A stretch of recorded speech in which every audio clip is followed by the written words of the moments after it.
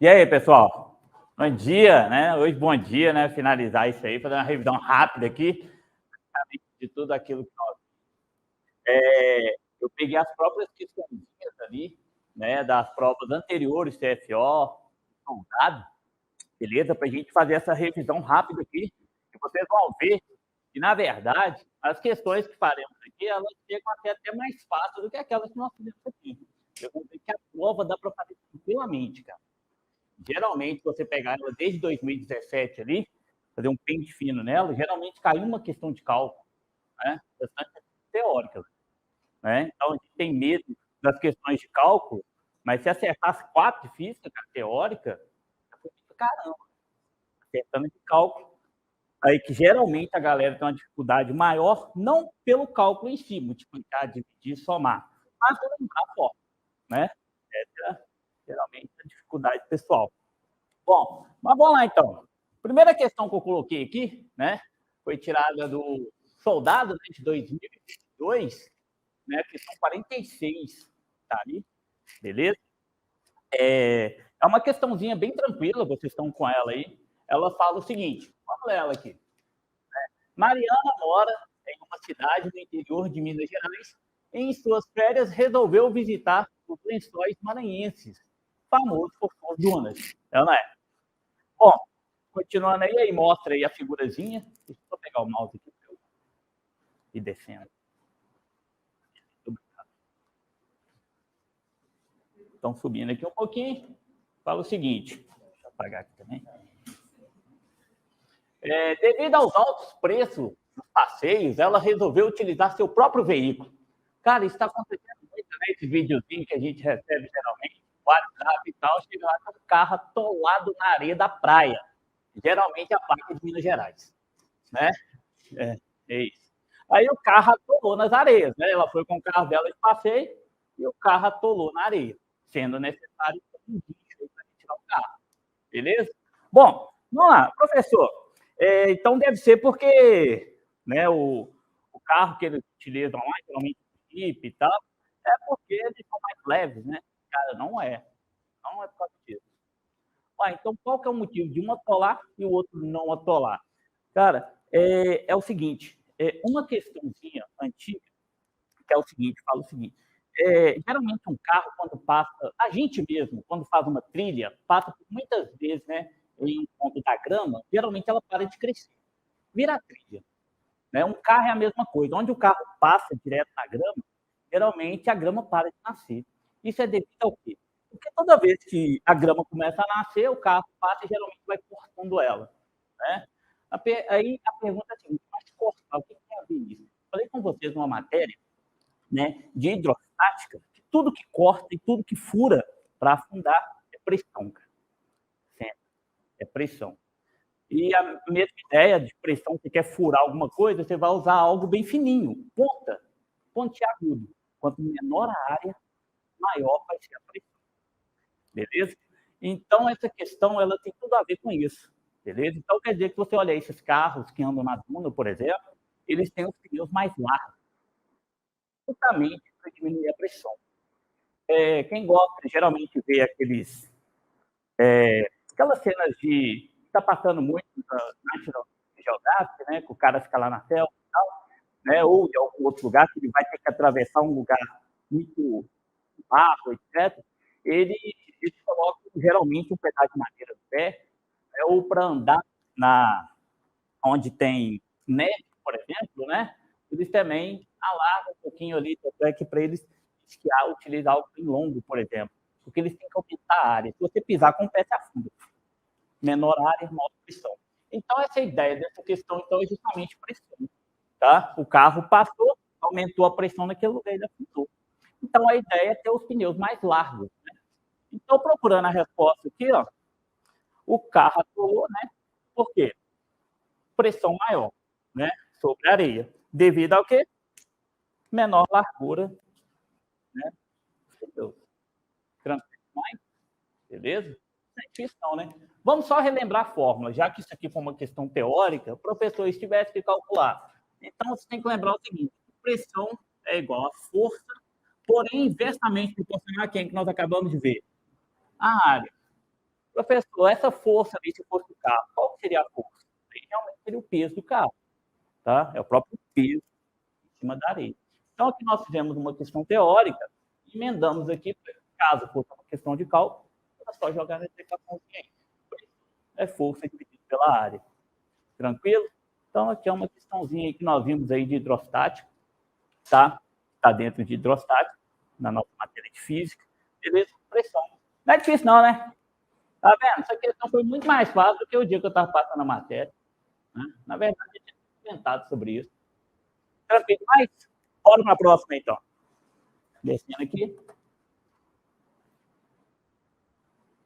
Seguinte, para ficar menor aqui, e ficar melhor para a gente ver, até mesmo quem está em casa.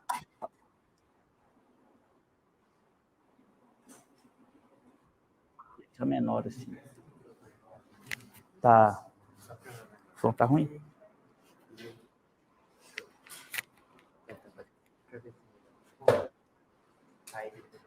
Melhorou? Opa. Nossa. Vocês estão aí acompanhando aí? Vocês têm aí impresso? Eu diminui um pouquinho ali, para não sair muito fora, para ficar vendo em casa, se tiver que marcar alguma coisa. Tá? Vamos lá, então, agora, uma revisão aí de cinemática básica. E também vou colocar as equações aqui. Então, vocês vão ver, mais que preocupado com as equações, essa aqui também é uma questão teórica. Te dá velocidade, te dá várias coisas, mas no final é uma questão teórica. Tá? Vamos lá, é uma questãozinha que, na verdade, nós comentamos aqui, né? Essa questão aqui, um barquinho vai atravessar o rio, por exemplo, com uma correnteza. Então, um barquinho aqui, no caso, sobre ele, vai ter duas velocidades atuando. A velocidade dele próprio, para frente, por exemplo, tá? Se ele fosse atravessar o rio, por exemplo, que eu passei, e a velocidade na horizontal aqui, que seria a velocidade da correnteza, e a velocidade do barco, por exemplo. Quando nós vimos essa matéria, na verdade, né, foi dessa maneira que nós estudamos. E uma das coisas que eu falei foi o seguinte, gente, qual dessas duas velocidades faz com que o barco atravessar o rio? Beleza, cara. Se eu soltar esse barquinho aqui e falar assim, eu vou esperar que ele vai atravessar e só soltar ele aqui, ele não atravessa, ele só desce aqui. Então quer dizer que a velocidade da correnteza não ajuda e nem atrapalha em nada esse barquinho atravessar para o outro lado. Então, essa velocidade da correnteza, se eu for considerar o barquinho ir para o outro lado, não ajuda nem atrapalha. Né? Ah, professor, ele quer chegar aqui, ó, nesse ponto aí, sim, a velocidade da correnteza ia atrapalhar, porque à medida que ele vai atravessando, ele vai sendo deslocado para a direita. Mas o tempo que ele leva para chegar do outro lado só depende da velocidade dele. Beleza? Só da velocidade do barco. Bom, mas essa questãozinha aqui, ela engloba uma outra coisa. Porque ele fala o seguinte, vamos lá. Aí eu falo da outra coisa que a gente leva. Fala o seguinte, essa questãozinha aqui é do soldado de 2020, questão 46, né, quem tiver todas as provas baixadas, estou fazendo as provas, que é importante, tá, gente? Vamos lá, considere que um garoto desce um rio em uma pequena jangada cujas águas possuem uma velocidade constante de 10 km por hora em todos os pontos. Tá? Então, o que ele está falando é que a correnteza, para qualquer coisa que tiver aqui dentro, tanto da correnteza quanto dos corpos que estiverem aqui, é de 10 km por hora. Tá? Então, tanto a jangada tem 10 km por hora aqui, quanto o barco. Beleza? É isso que ele quis dizer. Bom, tranquilo. E que o garoto precisa ser resgatado. Tranquilo, aí você vai pegar seu barco, você está nesse ponto, você vai pegar o barco. A equipe de salvamento do Corpo de Bombeiros Militar fará o resgate em um barco cuja velocidade própria é de 50 km por hora. Então, o barco com a velocidade própria, 50 km por hora. Beleza? Analisando a imagem. Então, está desse jeito. Eu tenho que sair daqui e resgatar o carinha aqui. Beleza? Bom, agora vamos para a segunda parte aqui, rapidinho, gente. Eu estou dentro de um avião a 1.000 km por hora. Velocidade cruzeiro. Beleza? Velocidade cruzeiro, eu estou lá sentado no avião indo. Velocidade cruzeiro. Então, velocidade cruzeiro é aquela que você pode levantar e ir ao banheiro, você vai se alimentar, a pessoa entrega e tal. Velocidade cruzeiro. E eu quero ir naquele assento que está ali. Considerando que o avião está com a velocidade de 1.000 km por hora para frente, para que direção que eu tenho que andar para chegar naquela cadeira? Direção da cadeira, cara. Aí você fala para a pessoa, não concordo, o avião não está 1.000 km por hora. Se a gente for pensar se eu não concordo, pensa o seguinte, a Terra está girando. É aquela pergunta que eu sempre faço. A Terra está girando. Se eu der um pulinho, eu não vou cair no mesmo lugar. Porque se eu der um pulo, ela vai girar, eu vou cair um pouco mais para o lado. Está errado. Como assim está errado? Você tem que considerar que você está dentro do avião, você está na mesma velocidade do avião. Tá? Você já está na mesma velocidade do avião. Tranquilo? Tanto é que essa velocidade que o avião está indo para frente, 1.000 km por hora, é a sua também, cara. Se você for considerar que o avião tem movimento, 1.000 km por hora. Então, para eu naquela cadeira, eu tenho que ir na direção daquela cadeira. Aqui é a mesma coisa. Aqui todos os dois, tanto a jangada quanto o barco, vão estar onde? Na correnteza. Então, vamos pensar, só para esse barco alcançar essa jangada, para que ponto que ela tem que ir? Beleza? Você não tem que ir para o ponto 2, já que a correnteza está vindo, a jangada está vindo junto. É mesmo. Mas você esqueceu que o barco também está descendo junto, se você for pensar. Tá? Então, o barco tem que ir na direção da jangada. Beleza? Tranquilo? E se essa correnteza fosse de 100 km por hora em vez de 50, demoraria mais ou menos a mesma coisa? Mesma coisa. Não interfere. Essa velocidade horizontal não interfere na velocidade que ele vai encontrar lá do outro lado.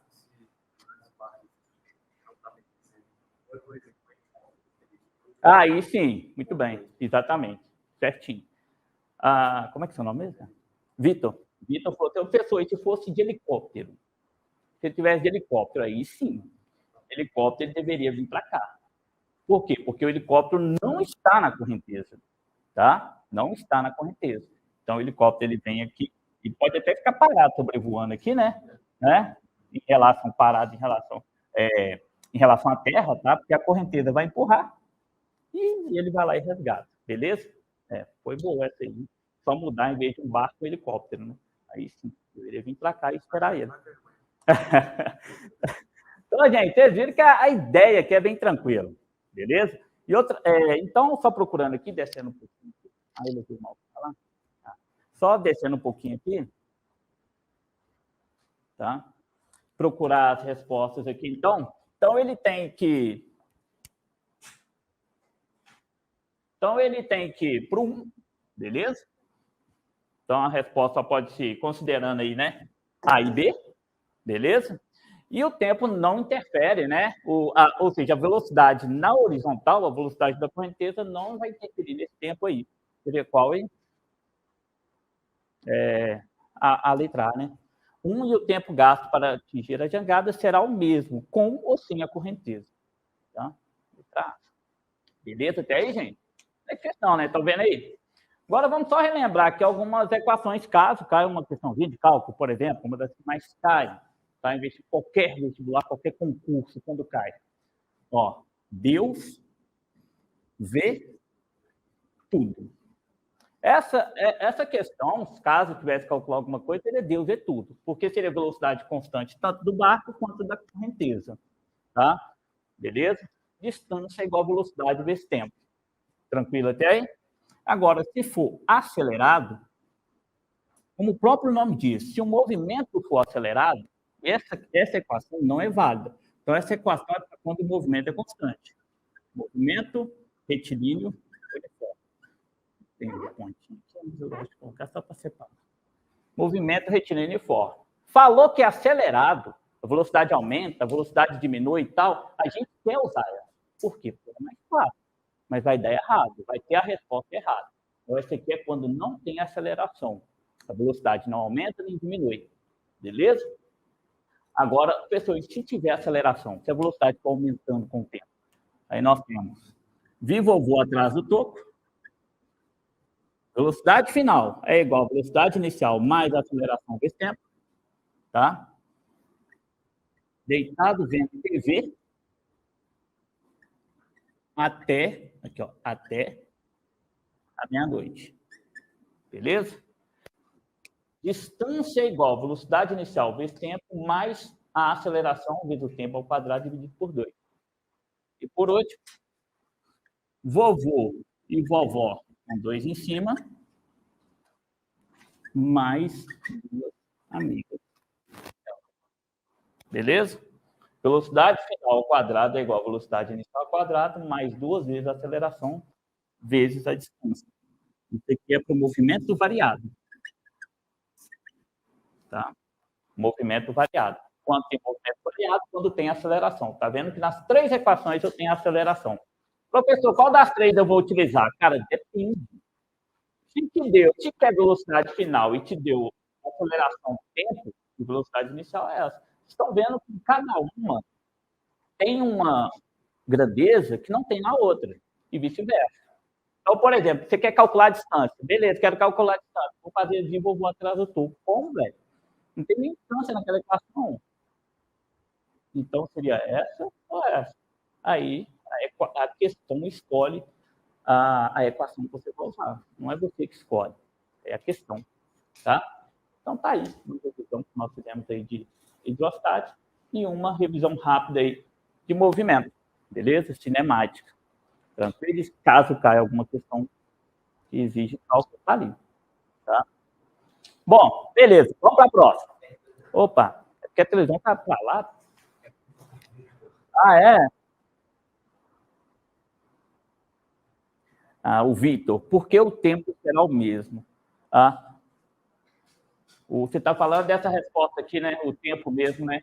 Ô Vitor, é aquela coisa que eu comentei com você. Se o avião estiver a 1.000 km por hora indo para lá, eu quero chegar naquela carteira ali, por exemplo, aí o avião, né, ele diminuiu a velocidade para 500 km por hora. E eu quero chegar naquela cadeira. E a velocidade é constante. Então, ele diminuiu, e eu só posso levantar da minha cadeira depois que ela atingiu a velocidade cruzeiro, que é o movimento retilíneo uniforme. Beleza?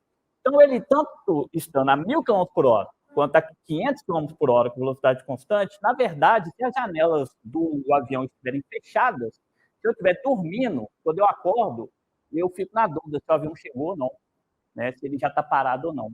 Tá? Porque eu estou em movimento dentro dele. Então, independente se ele está 1.000 km por hora, 500 km por hora, 100 km por hora, se tiver em velocidade de movimento retilíneo uniforme, eu tiro e chego na cadeira ao mesmo tempo, independente. Tá? Porque essa velocidade que o avião está não vai interferir na minha caminhada, porque eu também estou naquela velocidade. Entendeu? Então, aqui é a mesma ideia. Com a correnteza ou sem a correnteza, para sair daqui e chegar aqui, eu vou demorar o mesmo tempo. Tá? O problema da correnteza, quando a gente imagina, né, é o caos que gera ali. Né? A gente fala, é mais difícil você chegar lá por causa da correnteza e tal. Né? É mais difícil porque, às vezes, quando a gente imagina uma correnteza, ela é caótica, né? O barco vai pulando, então é mais difícil para a gente chegar. Mas aqui, no caso, ele não considerou isso tudo. Tá? Que está descendo madeira, pedra, etc., que ele vai ter que desviar ali, não. Tá? É como se estivesse parado. Tá? É igual a Terra, por exemplo, ela gira com velocidade altíssima, mas a gente não sente. Tanto é que antigamente se duvidava que a Terra estava girando em torno dela mesma. Como está girando em torno dela mesma se eu me sinto parado?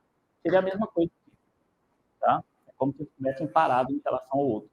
Beleza? A velocidade relativa seria zero na horizontal. Beleza, professor? Tranquilo? A próxima é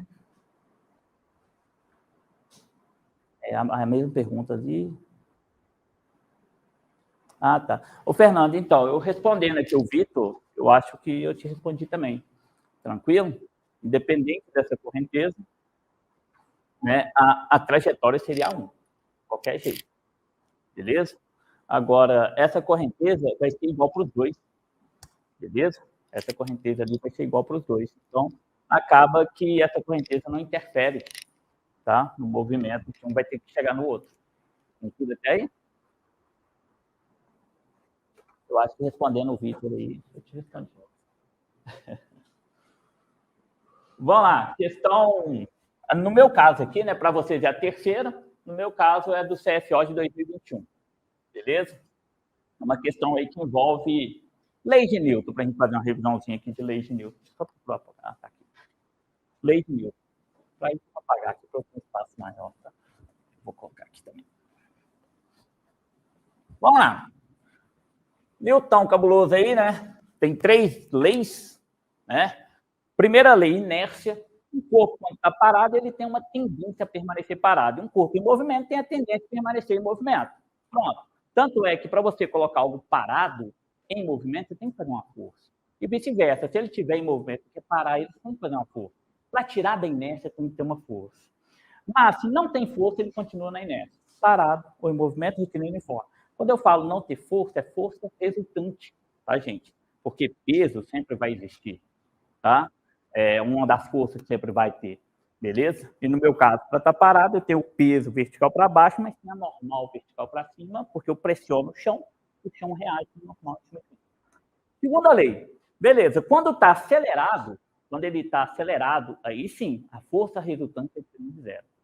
Então, a segunda lei de Newton fala que a força resultante gera uma aceleração, mas depende da massa. Ou seja, se eu fizer uma força em uma bicicleta, em um caminhão, a aceleração vai ser diferente. Tá? A aceleração vai ser diferente. Na bicicleta, a aceleração vai ser muito maior que no caminhão. Tá?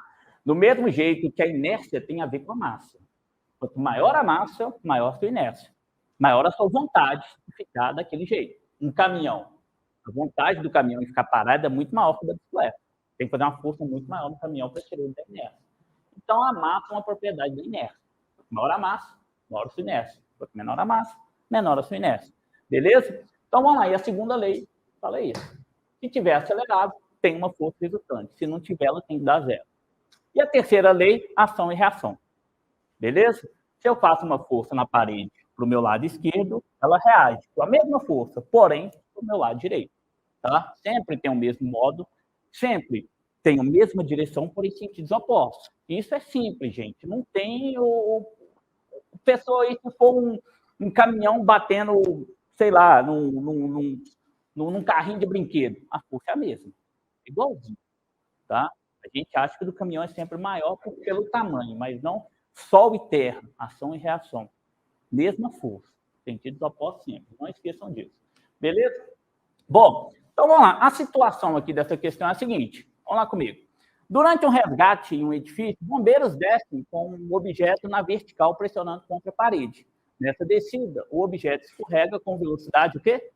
Constante. Isso é importante. Se a velocidade é constante, o que significa? Que a velocidade não aumenta e nem diminui. A aceleração é quanto? Zero. Então, quer dizer que a força resultante, eu já sei que tem que dar zero. Mas vamos lá, agora vamos pensar na situação. O cara está descendo, mas ele está segurando um negócio na parede. E ele está descendo e a coisa está fazendo isso aqui junto com ele. Beleza? Até aí, o apagador. Coloquei o apagador aqui, eu começo a descer e o apagador vem descendo com velocidade constante. A mesma ideia. Vamos colocar aqui as forças aqui que atuam aqui comigo aqui rapidinho. Então, eu tenho aqui uma parede. Tenho aqui o objeto. Na verdade, foi uma das figuras que eu fiz quando eu comentei sobre a normal.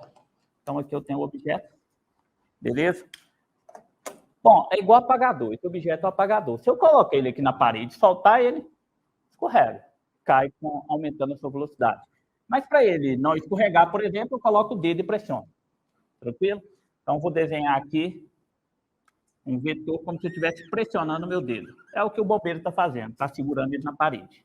É a força que o bombeiro está fazendo. Beleza? Tranquilo até aí? Bom, agora vamos identificar aqui as forças ali comigo. Primeira força que sempre existe, sem erro, peso. E é para onde? Sempre. Não tem vertical para baixo. O vertical para baixo que eu falo é apontando o centro da Terra, tá, gente? Então, aqui está o peso. Beleza? Aí você fala, olha, pessoal, peraí. Você falou que a força resultante tem que dar zero. Tem. Por que tem que dar zero? Ora, porque a velocidade é constante. Se a velocidade é constante, não é isso? Primeira lei de Newton. Força resultante é zero. Tranquilo? Que força que está anulando esse peso aí? Atrito. Exatamente. Atrito. Gente, vamos lá. Atrito, ele é sempre contrário ao movimento ou à tendência de movimento. Quando eu falo movimento, escorregamento, tá? Escorregar. Então, se a tendência dele é escorregar para baixo, o atrito aqui está para onde? Para cima. O atrito aqui está para cima. Beleza? Força de atrito está para cima. E para dar uma força resultante igual a zero, se o peso vale 10 newton, o atrito tem que valer quanto? 10 newton. Acabou. Oi? Isso, então, a força de atrito tem a ver com a normal. Vou te aproveitar aqui, exatamente. Então, a força de atrito nada mais é que a normal vezes um coeficiente de atrito. Pessoal, o que é esse coeficiente de atrito? Depende da superfície. Se a superfície é lisa, áspera, etc. Tá? Então, a força de atrito... Aí você fala, pessoal, mas de onde vem a normal?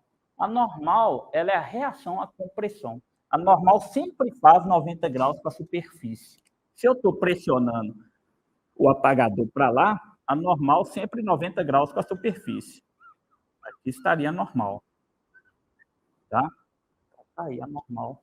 Aí. E a força de atrito, ela depende da normal. Tanto é que quanto mais eu aperto o apagador, mais eu sei que a tendência de ele não escorregar, né? Quer dizer, maior vai ser a tendência de ele não escorregar. Agora, se eu for tirando o dedo ao pouco, a normal vai diminuindo, a força de atrito vai diminuindo, uma hora ele começa a deslizar ali. Né? Bom, então, ou seja, o peso tem que ser igual à força de atrito. Como é que eu cheguei nessa conclusão? Porque se a velocidade é constante, força restante tem que estar zero. Tenho que saber identificar as forças. Peso, força de atrito. Elas têm que ser igual para ter uma velocidade constante. Então, é correto afirmar que a força peso é igual à força de atrito. Letra C. Tá? Igual à força de atrito. Tá aqui. Beleza? Tranquilo até aí? Vocês estão vendo que não é difícil, cara. Vocês estão vendo que realmente engloba o conhecimento ali, saber identificar as forças, as leis de Newton, né? Mas depois que você viu aquilo ali, pô, é tranquilo demais, faz demais. Não é?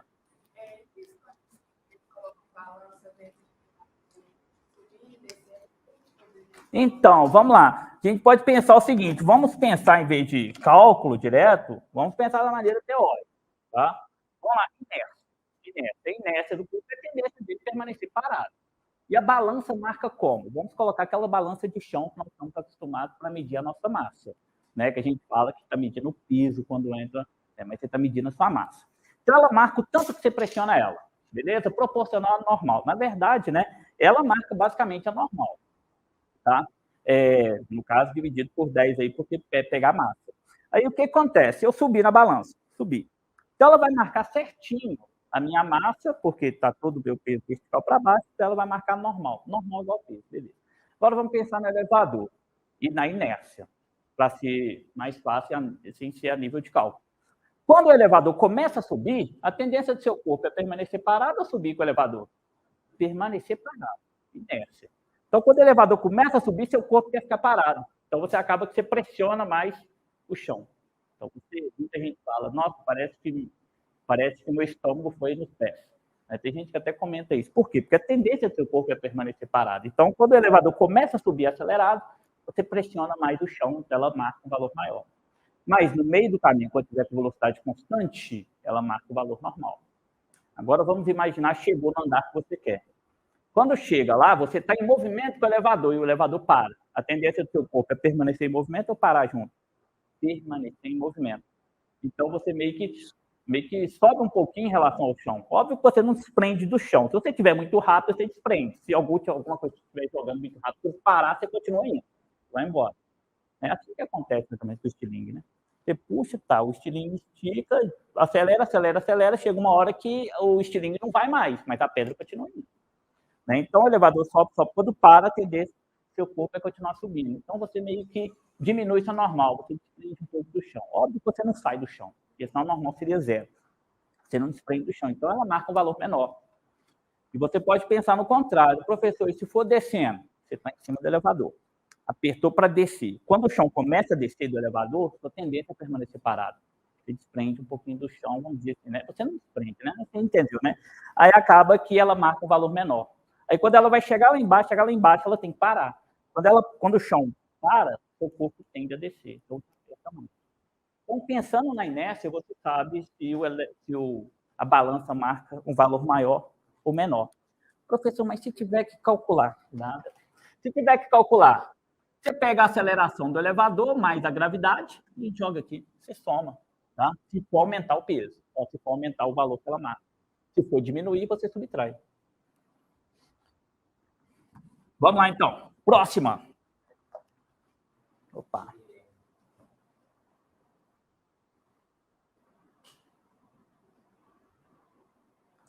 Deixa eu ver. Beleza, um fez, mas por que continua descendo? Ô, Guilherme, então, porque a gente tem a ideia seguinte, que se algo está em movimento, tem que ter força. Essa ideia está errada. É uma ideia lá de Aristóteles, né? E ele afirmava isso. Para algo estar em movimento, tem que ter força.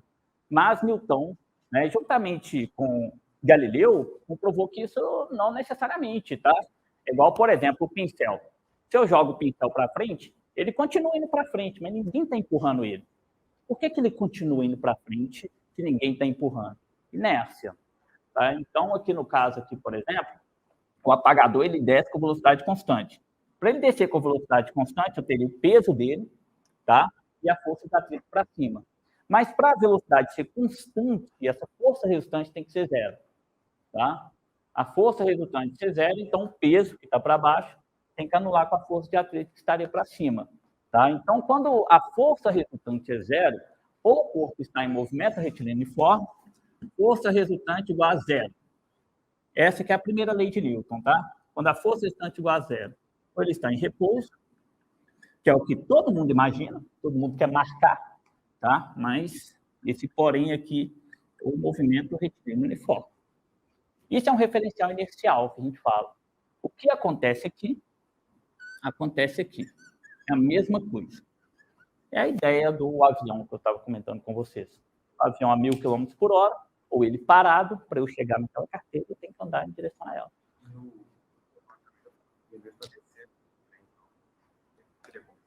Exatamente. E com velocidade constante. É isso aí. Tá.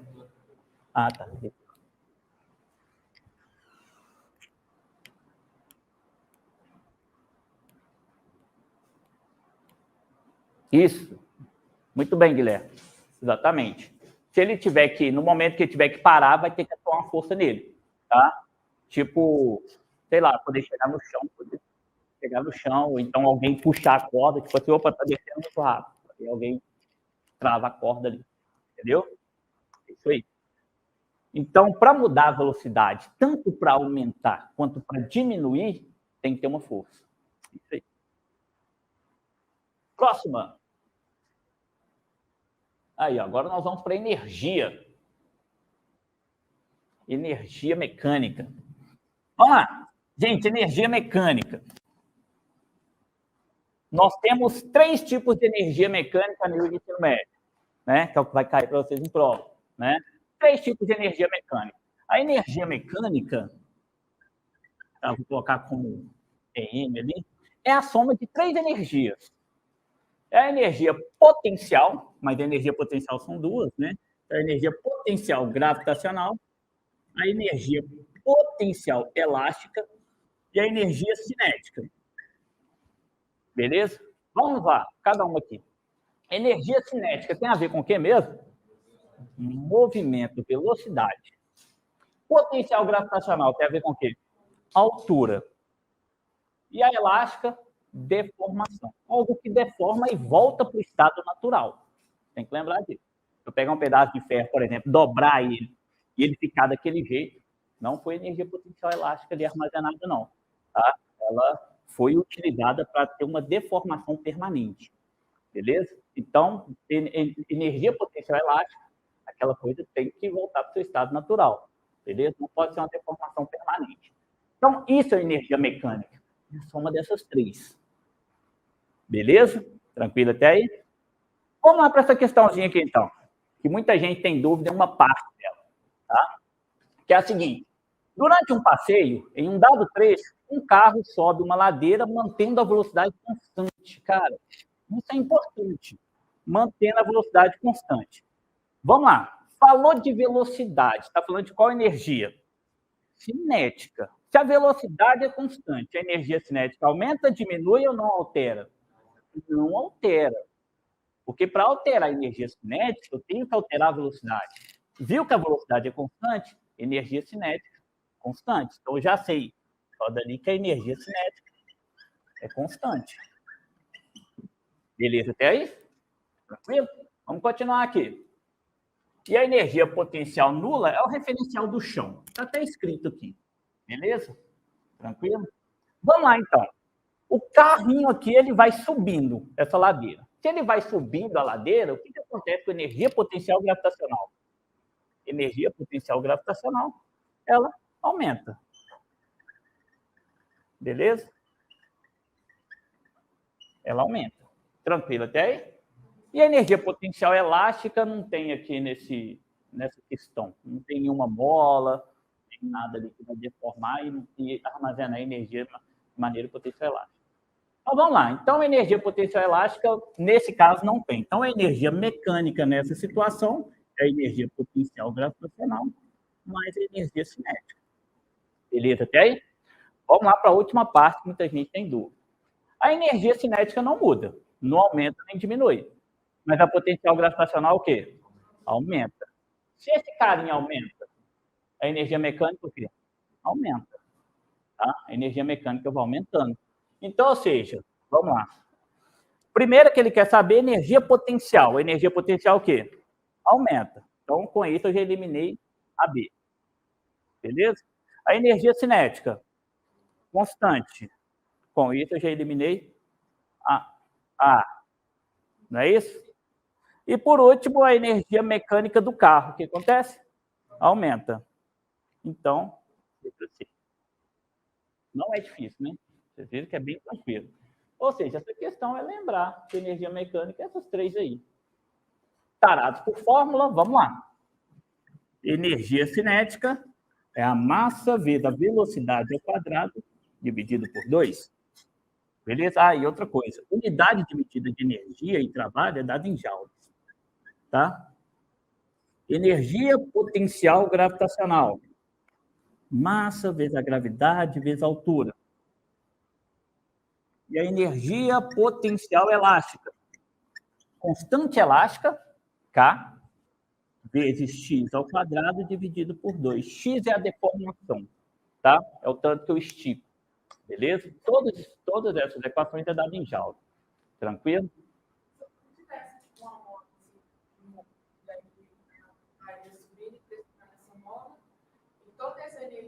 Isso. Energia potencial elástica. Se ele pressionasse até parar. Entendeu? Exatamente. Toda energia se transformava em energia potencial elástica mais potencial gravitacional. Tá? Porque ele não perderia aquela altura, não. Entendeu? Então, no final, suponha que aqui no final aqui tem uma mola aqui. Ele vai pressionar essa mola. Ele teria energia potencial elástica, depois que ele pressionasse a mola, mais altura, energia potencial gravitacional. Não poderia esquecer dela, não. Isso. Isso. Só a energia cinética dele iria transformar em energia potencial elástica ali, que ele teria. Tanto é que é ela que vai fazer ele pressionar a mola. Tranquilo? Oi.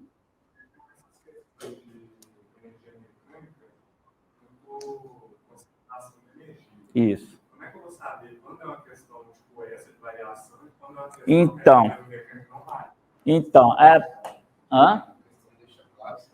então, exatamente. Um negócio aqui que acontece é o seguinte, é porque... Por que a energia mecânica que aumentou? Porque o próprio motor ali está realizando trabalho. Ela seria, por exemplo, constante se o carro viesse aqui com a velocidade, viesse, chegasse aqui, por exemplo, ele não parasse, ele parasse de acelerar, tirava o pé do acelerador, por exemplo, e deixava o carro subir pela inércia. Entendeu? Aí iria permanecer constante, tá? Mas desprezando qualquer tipo de atrito. Então, o que vem a diminuir a energia mecânica? Atrito. Beleza? O atrito, ele é uma força que a gente fala dissipativa, tá? Uma força dissipativa. Parte da energia, devido ao atrito, se transforma em calor. Só que você esfregar uma mão na outra, né? Se transforma em energia térmica, tá? Aí o que acontece? Energia térmica não é energia mecânica. Por isso que a gente fala que toda vez que esquenta alguma coisa, é energia dissipada em relação à energia mecânica. Beleza? Então, geralmente, quando fala, despreze qualquer tipo de atrito, mas nesse caso, a velocidade dele permaneceu constante. Para permanecer constante no morro, ele tem que manter o pé no acelerador ali, tá? Beleza? Bom, continuando aqui. Próxima. Vamos lá. É até que hora, Salvo? É mesmo? Não, vou continuar aqui. Tá doido? Já tá acabando já. Falta pouco.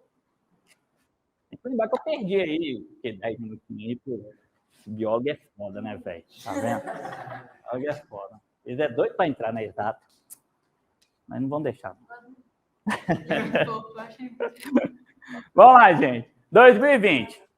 Essa questãozinha aqui bem tranquila, tá? Na verdade, essa questãozinha eu coloquei uma muito parecida no nosso simulado, beleza? Que é o seguinte, ele fala o seguinte, na maioria das vezes a água pode ser utilizada para evitar incêndios, mas a gente sabe que nem todo incêndio a gente pode usar a água, né? Depende se for um componente eletrônico, etc, né? Bom, uma propriedade física importante da água é que contribui para a utilização dela como meio para se evitar incêndios, beleza? Para evitar incêndios, tranquilo. Qual que é essa propriedade física? Gente, isso, exatamente. Gente, a água, ela tem uma propriedade muito doida, cara, que é o seguinte, ela precisa de muita energia para esquentar. Isso a gente sabe. Tá? Se esquecer a panela no fogo, 10 minutinhos, ela chega numa temperatura enorme. Se você colocar água na panela e colocar ela em 10 minutos, ela não está fervendo ainda. Ela não chegou nem a 100 graus ainda. Então, ou seja, a água ela tem um alto calor específico. E esse alto calor específico significa que ela precisa de muita energia para que cada 1 grama dela esquente. Tá? Então, ou seja, alto calor específico, que permite que ela retire muito calor do objeto para esquentar. Foi o exemplo que eu dei, né? O carro utiliza a água, através de encanamentos ali, para resfriar o carro. Tá? Então, é aquela ideia para você ver se o arroz está pronto, né? A gente chega encosta. O ferro, a mesma coisa. Você molha, quando encosta, você tem coragem de encostar. Por quê? Porque quem vai absorver aquela energia, primeiramente, é a água. Ela absorve energia pra caramba. Tranquilo isso aqui, então, calor específico. Tá aí. E caiu uma dessa aí no nosso. Agora vamos para eletricidade. As de eletricidade que caíram, eu peguei até duas, né? Tem uma de eletricidade, essa aqui. Eu vou pular lá, vocês têm o enunciado, mas eu vou resumir. O enunciado fala de curto-circuito. Pronto, acabou. É isso que ele quer saber. Qual desses aqui está fechando um curto-circuito? E foram praticamente 2 anos que caiu uma questãozinha igualzinha essa. Eu até pensei em colocar as duas aqui, só para a gente fazer uma e vocês verem que realmente foi igualzinho. Então, eu acho que eles se preocupam muito com curto-circuito. Tá? Curto-circuito é o seguinte, é quando a corrente elétrica não tem nenhuma resistência para ela chegar do outro lado. É isso. Se tiver resistência, não é curto-circuito. A resistência vai esquentar, ela vai queimar, pode abrir o circuito, tá? Mas não vai ser um curto-circuito. Curto-circuito é quando não tem nenhuma resistência. Mas, professor, como é que eu vou perceber isso? Cara, é só você lembrar o seguinte, tracinho maior, menor. Tracinho maior, ó, positivo. Tracinho menor, negativo. A corrente só vai circular se ela tiver essa diferença de potencial fechada. Beleza? Tem que sair daqui e chegar aqui. Agora vamos procurar algum exemplo que tenha aí que ela consiga sair daqui e chegar aqui sem passar por nenhuma resistência. Beleza? Vamos para A. Então a corrente tem que sair daqui e chegar aqui. Cara, qualquer lugar que ela passar, mesmo ela passando por aqui, ela vai passar numa resistência. Ela é obrigada a passar por essa resistência para chegar aqui. Então essa aqui não tem curto-circuito. Tem aqui em cima entre esses dois. Até que esses dois nem funcionam. Tá? Mas ele quer um curto-circuito geral. Beleza? Vamos para C. A C, só de sair daqui, ela é obrigada a passar por aqui ou por aqui. O único que está em curto-circuito é essa resistência. Porque quando chega aqui, a carga vai querer passar aqui? Não, vai passar tudo aqui. Isso é um curto-circuito, mas para esse ramo aqui. Tá, gente? Não para o total que ele quer. D. Para sair daqui, tem que chegar aqui. Né? Isso, quando ela sai daqui, ela é obrigada a passar por aqui. Não tem jeito, qualquer caminho que ela passar. Que também não é um curto-circuito. Agora vamos para a resposta. Aqui. Saiu daqui a corrente elétrica. Chegou aqui, ela tem opção. Ela fala assim, opa, eu posso vir por aqui, eu posso vir por aqui, eu posso fazer isso aqui, ó. Opa, por aqui não tem resistência nenhuma, olha. É um curto-circuito. Tá? Então, curto-circuito, ela faria isso. Tranquilo demais? Foram 2 questõezinhas dessas aí de curto-circuito, só saber identificar. Beleza? E no próprio texto ele te dá uma ajuda danada, ele até explica o que é um curto-circuito. Vamos lá para essa aqui. Essa aqui, eu trouxe duas de eletricidade, gente, porque eu percebi que eletricidade, acho que em qualquer concurso, qualquer vestibular, etc., eles adoram eletricidade, não tem jeito. Então, vamos lá. Essa aqui é simplesmente saber como ligar um perímetro e voltímetro. Isso nós fizemos até uma questão. Vamos lá. Ligar um perímetro para medir corrente elétrica é sempre em série. Beleza? Sempre em série. Porque em série, toda corrente, por exemplo, eu tenho aqui uma resistência. Eu quero medir a corrente elétrica que vai passar por ela, ó, eu ligo um perímetro aqui, ó. Porque toda corrente que passa pela resistência tem que passar por um perímetro. Então tem que ser sincero. Hã? Não, um perímetro, ao contrário, tem que estar em série, porque ele mede corrente elétrica. Toda corrente vai ter que passar por ele, tá? Toda corrente elétrica. Agora já, a tensão, a voltagem, né? Essa na sua casa tem que lembrar, a voltagem é a mesma, sempre está em paralelo. Voltagem é a mesma. Na sua casa é tudo em paralelo. Por isso que no seu quarto, na cozinha, na sala, tudo é 110 volts, ou 127, né? Hoje em dia. Beleza? Então você tem que ligar em paralelo. Pensa, ligar em paralelo é isso aqui, por exemplo. Tá? Liguei em paralelo. Então, voltímetro sempre em paralelo e o amperímetro sempre em série com aquilo que eu quero medir. Aí agora é só procurar isso aqui. O que ele quer na geladeira. Vamos lá, o amperímetro na geladeira na C está como? Paralelo. Está errado. Vamos lá. Na letra A, é o voltímetro que está em série. E o amperímetro que está em paralelo. Então, a letra A está errada porque eles trocaram isso aqui. B. AB. O amperímetro está em série, beleza. Deixa eu só descer um pouquinho aqui. O amperímetro está em série, beleza, mas o voltímetro está em série com uma televisão lá embaixo. Né? E mesmo assim, o voltímetro em série está errado. Então, a correta, se essa que eu falei que era que está invertida, né? Seria essa. Amperímetro em série, com a geladeira, e o voltímetro em paralelo. A pessoa não deveria ser assim, tanto faz, tá, gente? Eu só fiz assim porque eu não continuei meu circuito, mas aqui está em paralelo com a geladeira. Tá vendo aí? Está em paralelo. Então, seria a letra D. Beleza. Uma revisão aí de eletricidade para a gente. Tranquilo?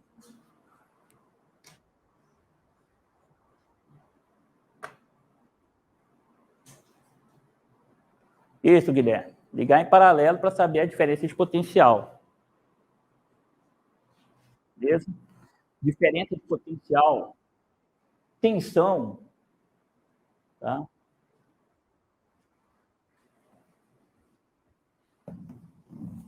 Vamos lá. Está acabando, gente. Só falta quantas? Duas?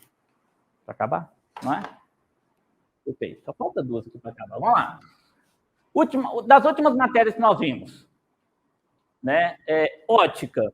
Tá? Já foi, eu procurei, tá? Até que eu estou de 2017, e tem uma muito parecida com 2020 ou 2022, não sei. Até que eu deixei só uma. E as duas foram em relação a lentes e espelho. Beleza? Mas nós vimos toda a parte de ótica aí. Pode ser qualquer coisa, mas já foram duas vezes dessa maneira. Então, vamos lá. O cara utilizou uma lente de uma luneta. Ô, gente, luneta é aquele negócio que você olha antigamente, né? Você olhava assim, terra à vista, né? Para olhar bem longe, né? Luneta de Galileu. Né? Mas Galileu pegou aquela luneta, melhorou muito e começou a olhar para o céu, virou telescópio. Né? Então, tem uma lente igualzinha uma lupa, beleza? Para ampliar. Tranquilo? Igual uma lupa. Então, na verdade, quando ele fala uma lente de uma luneta, com a lupa, beleza?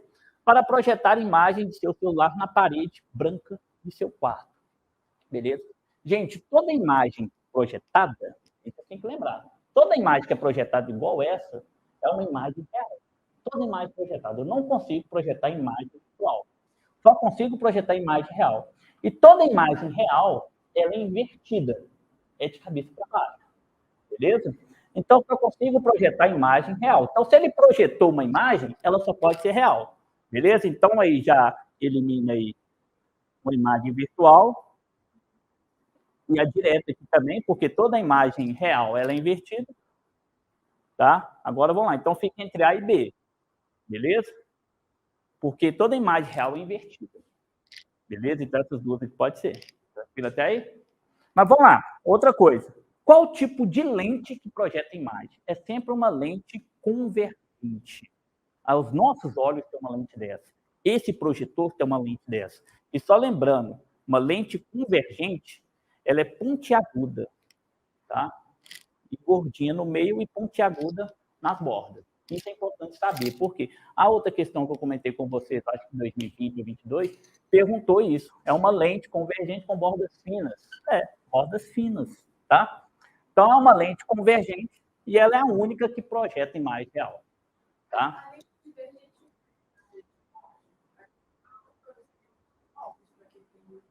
Não. Então, para quem tem miopia, utiliza outra lente. Esse tipo de lente com bordas grossas, tá? É que ela diminui os olhos. Quando você coloca uma lente em relação ao óculos, não é para você enxergar mais longe, mais próximo, não. Tá? Ela é para corrigir aonde a imagem vai ser formada. Porque nos nossos olhos já tem uma dessa. Já tem uma dessa. Nos nossos olhos já tem uma dessa. Tá? Mas aí eu preciso colocar uma lente dessa, porque a imagem estava sendo formada um pouco antes da retina. Tá? Então, essa lente que vai ter de qualquer jeito nos nossos olhos. Tá? Então, essa seria uma lente convergente e essa aqui é uma lente divergente. Tá? Bordas grossas em relação ao corpo. Vai ter uma lente convergente, exatamente. É o óculos. O óculos, né? E muitas vezes aquele na porta, como é que fala? Olho mágico. Você pode ver que no olho mágico, quando você olha, fica todo pequenininho, né? E não fica de cabeça para baixo. Né? Fica tudo pequenininho e, porém, amplia o campo de visão. Isso, bem tranquilo? Então tá aí. Vamos lá. Tá acabando, tá acabando. Vamos lá. Finalizando aqui. É o seguinte. Eu peguei uma de cálculo, de onda, caiu em 2022 no soldado, tá? Questão 47. Mas vocês vão ver que também para a gente lembrar a fórmula, e a última também é de ondas, só para falar qual que é o tipo de onda que é a luz, por exemplo. Vamos lá. Ele fala o seguinte nessa questão. Na extremidade dessa piscina, uma grande barra se move tocando a água com uma frequência que pode ser ajustada pelo operador. Então, tem alguma coisa lá tocando na água, formando ondas, tá? É uma piscina que forma ondas. Tranquilo? Em um dado instante, a barra toca a água 5 vezes a cada 5 segundos. Vamos lá, só para a gente lembrar o que é frequência. Opa. Frequência, gente, nada mais é que o número de oscilações por tempo. Isso é frequência. Tá? Então, ali ele me deu a frequência. Número de oscilações, uma a cada quanto tempo? 5 segundos. Então, a frequência, 1/5. Beleza até aí? Tranquilo? Ele não pediu isso, mas é só lembrar. Pessoal, isso aqui vai ser o período. Período é o inverso da frequência. Vamos inverter isso aqui. 5 segundos. Que é o que está aqui. 5 segundos para cada uma oscilação. Então, na verdade, ele me deu o período. Tá? Vamos lá. E ele fala que o comprimento de onda, ou seja, a distância entre duas cristas, é o macetezinho, né? Que é quem? O lambda, é de 50 centímetros. Beleza. Aí ele fala o seguinte, olha, se a frequência for duplicada, cara, eu vou duplicar a frequência. Beleza? Vamos lá, vou colocar aqui duas ondas aqui. Essa e essa. A de cima e a de baixo. Qual das duas tem maior frequência? Uma de baixo. De baixo. Então, isso quer dizer que se eu aumentar a frequência, por exemplo, o comprimento de onda o quê? Diminui. Estão vendo? Esse aqui é o lambda. Então, quer dizer que se eu aumentar a frequência, eu diminuo o comprimento de onda. É uma proporção de 1 para 1 mesmo. Tá? Beleza? Então, se eu dobrei a frequência, opa, o comprimento de onda diminui. Quantas vezes? 2 vezes. Então, o comprimento de onda eu já sei que vai para 25. Então, isso aqui, ó, já está eliminado. Beleza? Tranquilo? Aí vem, ele pergunta a velocidade. Cara, eu falei com vocês o seguinte, a velocidade só depende do meio. Vai mudar aqui o meio? Não, continua a água. Tá? Continua a água, continua o mesmo meio. Como é que eu calculo? É bom que a gente lembra que é a equação mais importante das ondas. Vaca, lambe, farinha. Sei. Vamos lá. Vaca, lambe, farinha. Então, a velocidade seria... Gente, pessoal, pode deixar em centímetros? Pode. Por quê? Porque, olha só as unidades, todas estão em centímetros. Se tivesse em metros, eu tenho que transformar para metros, tá? Mas vamos lá. Então, comprimento de onda 50, quando a frequência é 1/5. Então, não é? A velocidade que dá quanto? 10 centímetros por segundo. Letra A. Beleza? Ah? 25. Como assim é de 25? Então, mas isso que eu falei, tanto faz ali. Se você calcular a velocidade anterior e a nova, todas duas tem que dar isso aqui.